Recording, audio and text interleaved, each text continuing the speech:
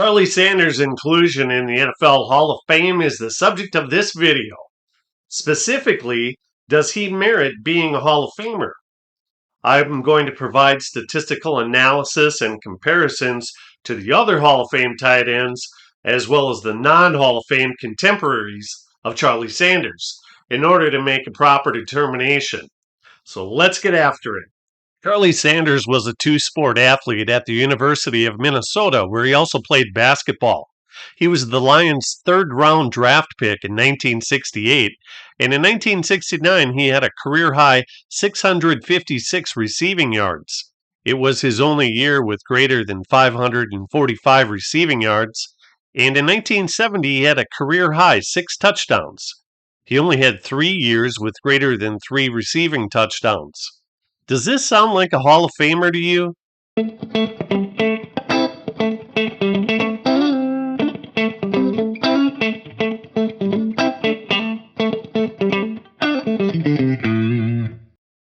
Lions head coach was Hall of Famer Joe Schmidt from 1967 through 1972. He flip-flopped the starting quarterback duties between Bill Munson, shown here, and Greg Landry from the years 1967 through 1974. Greg Landry wasn't the greatest passer. He was more of a running quarterback. In 1971, he set the single-season quarterback rushing yardage record with 530 yards.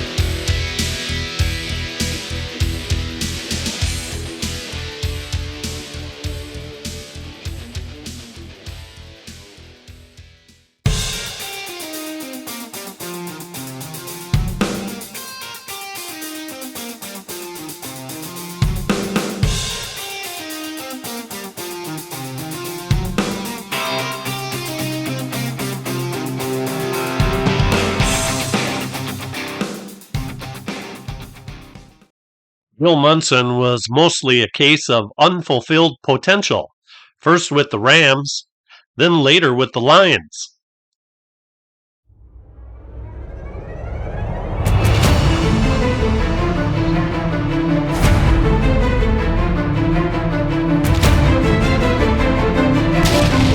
Joe Reed was part of a 3-quarterback carousel in 1975. By 1976, it was down to just Landry and Reed. In 1975, Reed only completed 45% of nearly 200 pass attempts, and in 1976, he only threw for 3 touchdowns. 1977 was Charlie Sanders' last season. Gary Danielson shared the quarterback duties with Landry and Reed, but only threw 1 touchdown with 5 interceptions.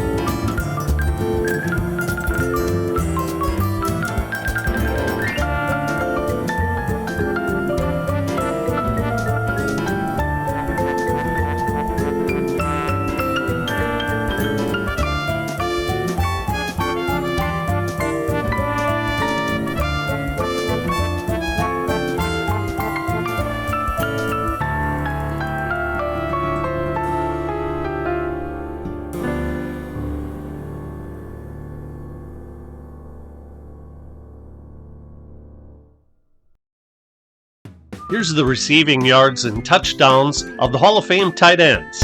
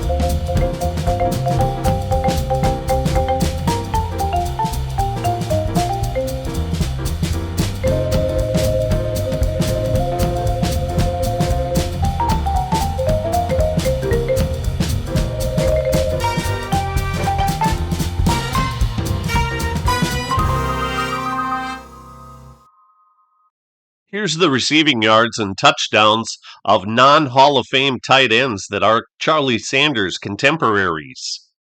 Amongst the 9 Hall of Fame tight ends, Sanders' receiving yards and receiving touchdowns are last in each category.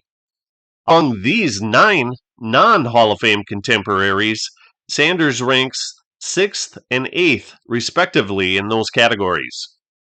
Among all the 18 tight ends noted in this video, he ranks 15th and 17th in receiving yards and touchdowns.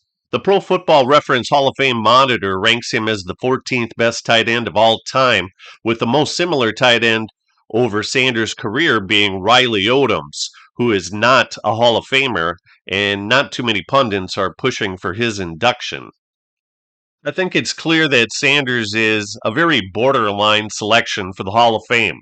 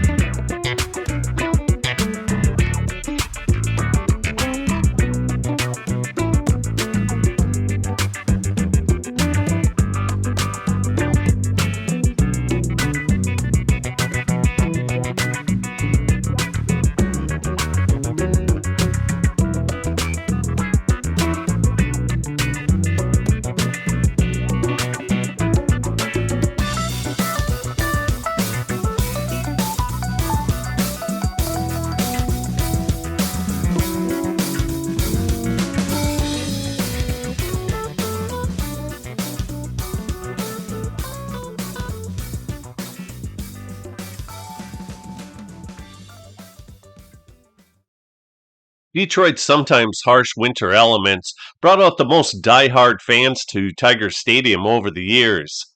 But in 1975, the Lions would play indoors at cozy Pontiac Silverdome. The top rushing performance in stadium history occurred on Thanksgiving Day in 1976, when O.J. Simpson rushed for a then single-game record 273 yards.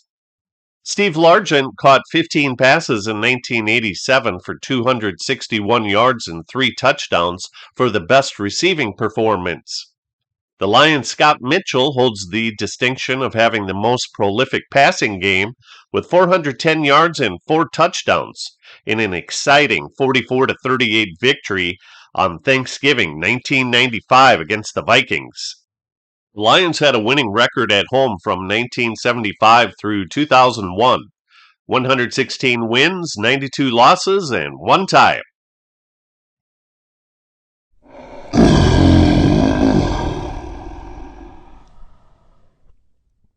Since Charlie Sanders' statistics are so weak when compared to the Hall of Fame and non-Hall of Fame tight ends, the burning question is, how did he get elected? He was only the seventh tight end elected in 2007, so there could have been the perception that not enough tight ends grace the hallowed halls of Canton. In combination with this factor, I think his 7 Pro Bowls is the primary consideration, however. Kellen Winslow had 7, Sharp had 8, and Gonzalez had 14.